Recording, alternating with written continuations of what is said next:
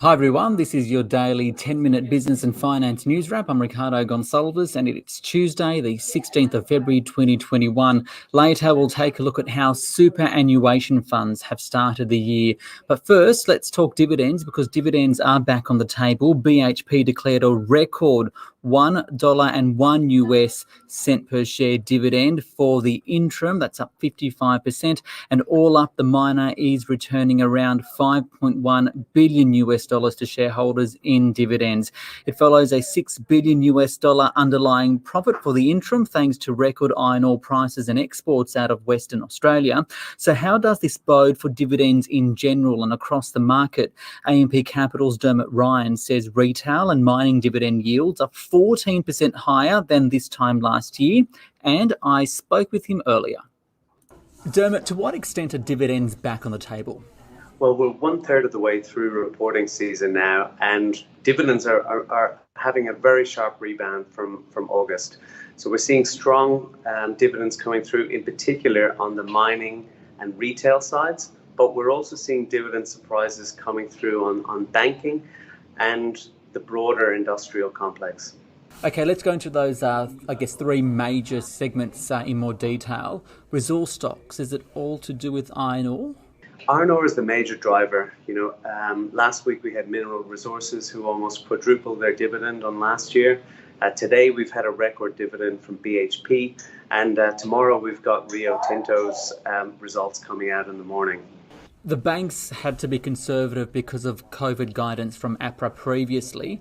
What now, do you think? Well, the banks are having a very strong rebound. We've had Bendigo and CBA who have both come out and delivered about 75% of the dividend that they did this time last year.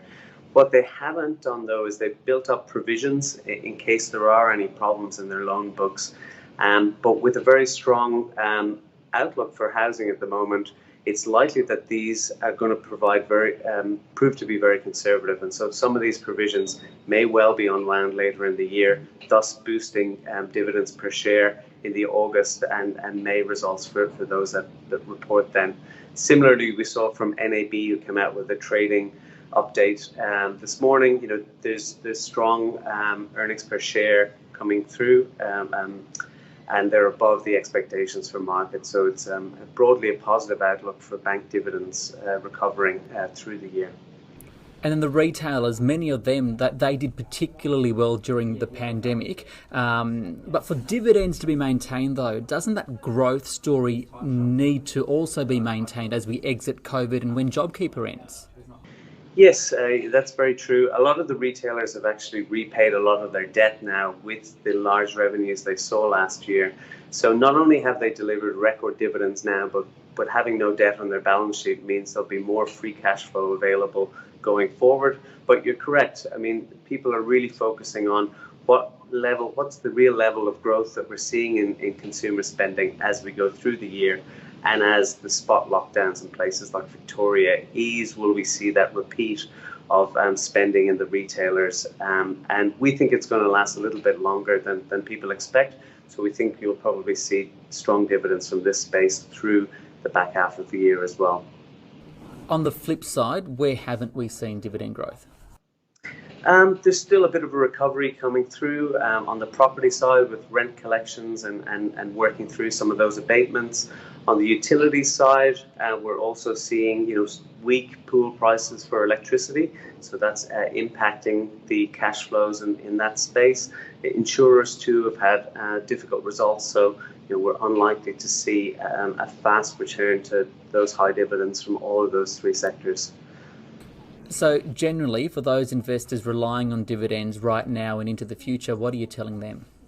Well, it's very clear dividends are rebounding from August. Aussie equities are the highest yielding asset class available to domestic investors because of franking and high yields versus overseas equities markets.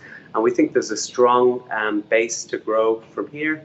And, we think with the S&P ASX 200 just 300 points away from a record, that with this trajectory of earnings, we're likely to see new index highs through the year. Dermott Ryan there from A&P Capital. The Australian share market rose 0.7% today. The S&P ASX 200 to 6917. BHP driving the gains up 2.7%. As a result, Rio also rose 3%. NAB added 1.1%. The best performer on the 200, Zip, that buy now, pay later company, gaining another 10%. A big faller today was Fortescue Metals, down 3% on leadership changes. For more on the market action, I spoke earlier with Martin Lakos from Macquarie.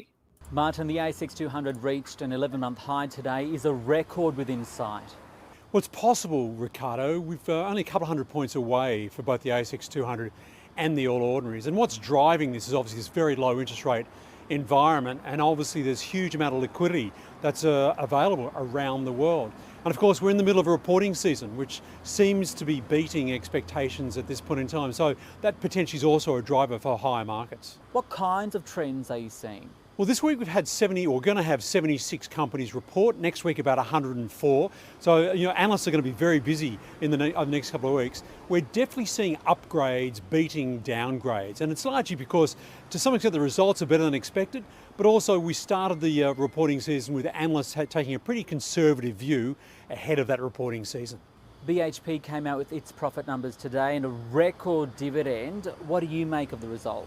Well, the BHP result was pretty solid. It was impacted by higher depreciation charges, but obviously BHP is really benefiting from the very strong iron ore price, and iron ore contributed about 75% to the result overall. And BHP over the last number of years has made sure that shareholders were getting better returns out of the strong profits they're making. So that dividend is up about 26%, which is great news for shareholders. In Australian dollar terms, that's about $1.40 a share at the current exchange rate. And what about your thoughts on the banking sector, especially after NAB's trading update today? Well, you've got to view the banks overall in the medium term as a proxy for the economy. And as the health conditions and the economy starts to improve, that's clearly got to be good news for the banks, albeit probably on a lagging basis. But certainly some of the statistics out of the NAB trading update that came out today would suggest that the last quarter was a much better improvement than the previous two quarters, up about 47% on average. They've certainly noted, for example, that the loan deferrals on home lending had significantly improved, was down to about $2 billion. It had peaked at $38 billion of deferrals. And the same on business banking as well, had significantly fallen from $19 billion to about $1 billion. So clearly there's some statistics that's suggesting that. And overall impairments for NAB in this result, and it's probably reflective elsewhere of the other banks, overall impairments are also improving. But clearly we need to see the economy continue to improve for the bank's earnings to pick up from where they were a couple of years ago. Martin Lakos there from Macquarie Private Wealth. And quickly, let's check in on your superannuation. The results from Chant West, it says median growth funds are continuing to recover, up by 0.2% in January, 2% over the past year. But on a longer term view, over the past 7 years, the median growth fund is up 7.4%. For more on that, I spoke with Chant West research analyst Mano Mohankumar. Mano, how would you describe super fund performance so far this year, and why the small increase in January? In the month of January, share markets and super fund performance were flat. And that was really because we saw some unusual and targeted trading activity by retail investors in the US. And there were also fears of a resurgence in COVID cases in various regions. That offset some of the good news, such as President Biden's proposed plans, as well as the vaccine rollout in the UK. Going into February, though, what can you tell me about performance so far and why? Well, January was a flat month. Share markets have regained their momentum in the month of February. As a result, we estimate that the median growth fund is up 2.5% so far this month. And that brings the return since the end of March to an impressive 18%. And that recovery, it's quite remarkable given the ongoing health concerns and economic damage caused by COVID. Much of the recovery is due to improved economic activity, the development and rollout of vaccines, and as a result, the optimism around returning to some level of normality as far as economic activity goes. I guess if we look at the short term, the returns haven't necessarily been very large, but over the long term, over 7 years, returns are about 7.4%. So what's your overall message to investors looking at their superannuation funds right now? Look, I think it's important to reflect on a couple of the key messages from last year. One is the importance of diversification. So just keep in mind that most Australians are invested in portfolios that have their investment exposure spread across a wide range of growth and defensive asset classes. And that diversification helps cushion the blow during periods of share market weakness. At the same time, you're able to enjoy much of the upside when share markets are doing well. The second key lesson was the importance of remaining patient.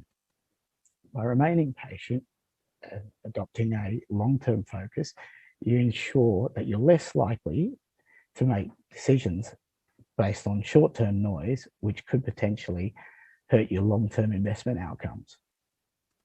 And the reality is that super funds have met their return objectives over 3, 5, 7, 10, 15 and 20 years.